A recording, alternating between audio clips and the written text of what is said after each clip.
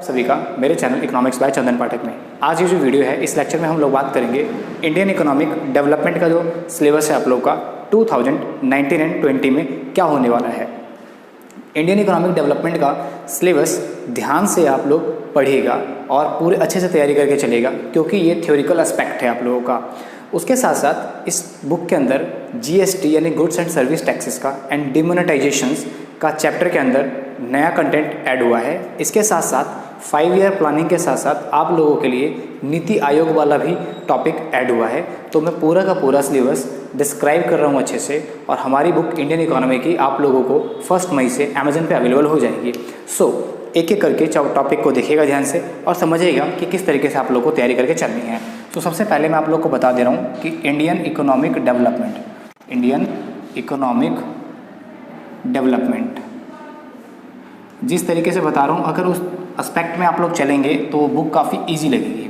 देखिए, इंडिया की हिस्ट्री क्या थी, यानी कि 1947 से लेकर के 2020 का एक प्लान क्या है हम लोगों का पूरा हम लोग इसके अंदर लेकर चलते हैं। इंडियन इकोनॉमिक डेवलपमेंट 40 मार्क्स की आप लोगों की पूरी बुक रहेगी। इंडियन इकोनॉमिक डेवलपमेंट के अंदर कुल मिलाकर के अपने पास 3 यूनिट रहेंगे, यानी कि यूनिट नंबर आप लोग चाहे तो इसको 6 बोल सकते हैं या फिर यूनिट नंबर 1 बोल के चलेंगे इंडियन इकोनॉमिक डेवलपमेंट के हिसाब से। Unit number 2 and unit number 3।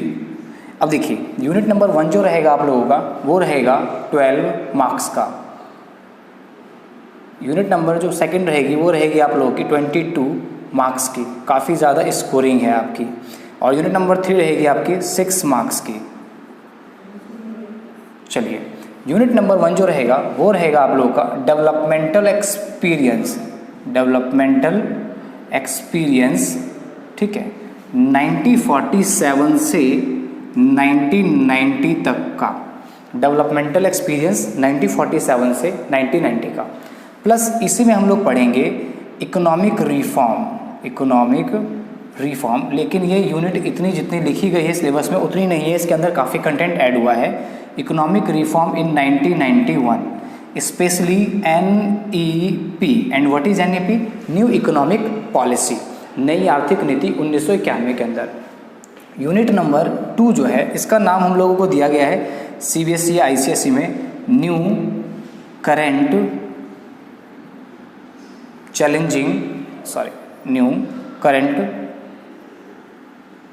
Challenging issues. अब ये टॉपिक तो इतना ही है, न्यू करेंट चैलेंजिंग इश्यूज, लेकिन इसके अंदर कुल मिलाकर के जो 6 चैप्टर कवर अप होते हैं NCERT के हिसाब से। और जो यूनिट नंबर 1 है आप लोगों का डेवलपमेंटल एक्सपीरियंस, इसके अंदर कुल मिलाकर के आपके 3 चैप्टर कवर अप होते हैं। तो एक एक करके मैं आपको बता रहा हूँ। अब यूनिट नंबर 3 जो है आप लोग का, यहाँ पर हम लोग बात करेंगे कंपैरिजन किसकी? अपने पड़ोसी देश की, यानी कि नेबरहुड कंपैरिजन। कौन कौन से आ जाएंगे इसमें? IPC यानी India, Pakistan and China. Again IPC यानी IPC इंडिया, पाकिस्तान, चाइना में ग्रोथ के मैटर को आप ले सकते हैं, डेवलपमेंटल एक्सपीरियंस ले सकते हैं, कौन सी कंट्री का कौन सा GDP ग्रोथ रेट है, डेवलपमेंट इंडेक्स में क्या रैंकिंग आती है, ईज ऑफ डूइंग बिजनेस में क्या रैंकिंग है, कितना वाटर अवेलेबिलिटी है, कितना चाइल्ड बर्थ रेशियो है, कितना लाइफ एक्सपेक्टेंसी रेशियो है, ये सारा हम इंडिया, पाकिस्तान, चाइना में कवर अप करके चलते हैं। कुल मिलाकर यहाँ पर आप समझिएगा ध्यान से कि डेवलपमेंटल एक्सपीरियंस के अंदर आप लोग को क्या करके चलना है। यानी कि डेवलपमेंटल एक्सपीरियंस को थोड़ा सा अगर हम समझे ध्यान से तो डेवलपमेंटल एक्सपीरियंस की जो मैं बात कर रहा हूँ यहाँ पर, ये इंडियन इकोनॉमी अगर हम NCERT के कवर अप से जो बुक भी हमने रिटर्न करी है वो इंडियन इकोनॉमिक डेवलपमेंट की, वो NCERT पैटर्न पे ही फॉलो करी है। And one of the best thing NCERT good book है रीडिंग के पर्पज से। लेकिन कंटेंट वगैरह जहाँ पर आपको नोट्स मिल जाएँ, समरी मिल जाए चैप्टर का, और थोड़ा सा कंटेंट ईजी लैंग्वेज में मिल जाए, क्योंकि आपको पॉइंट्स वगैरह यहाँ पर याद रखने पड़ते हैं। जिस कारण से हमें ध्यान रखना पड़ेगा। तो डेवलपमेंटल एक्सपीरियंस की अगर मैं बात करूँ तो यहाँ पर आप लोगों को 2 चैप्टर मिलते हैं पढ़ने के लिए, एंड देन 3rd चैप्टर मिलेगा इकोनॉमिक रिफॉर्म वाला। तो यहाँ पर दिमाग में बिठा कर रखना कि डेवलपमेंटल एक्सपीरियंस और इकोनॉमिक रिफॉर्म यानी कि Indian economy on the eve of independence, तो चैप्टर 1 हो जाएगा। इस चैप्टर में हम पूरा का पूरा वीडियो में डिस्कस करेंगे क्या क्या पढ़ेंगे।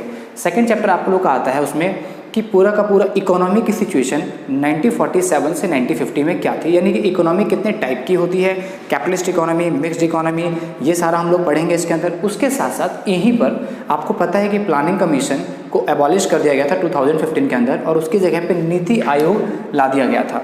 तो एक तो आपका नीति आयोग के बारे में हम लोग को पूरा पढ़ना है कि national institutions for transforming India, NITI Aayog क्या है। तो 5 ईयर प्लानिंग को पढ़ते हुए सारे के सारे 5 ईयर प्लानिंग के गोल्स, उनके ऑब्जेक्टिव्स को देखते हुए, उनके फेलर्स के बारे में पढ़ते हुए नीति आयोग के बारे में हम लोग डिस्कस करेंगे।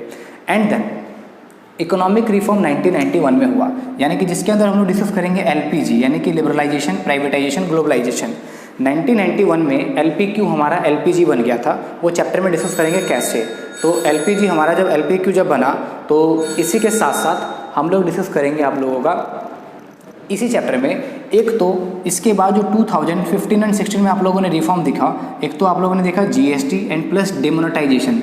तो अपन की जो बुक्स हैं उसके अंदर हम लोगों ने एक नया कंटेंट ऐड किया है, जीएसटी का पूरा ओवरव्यू एंड डिमोनेटाइजेशन का क्या इम्पैक्ट पड़ा इकोनॉमी के अंदर, और डिमोनेटाइजेशन है क्या, इसका मीनिंग क्या होता है, और गवर्नमेंट ऐसा डिसीजन क्यों लेती है, और कितनी कंट्रीज इन्होंने डिमोनेटाइजेशन किया।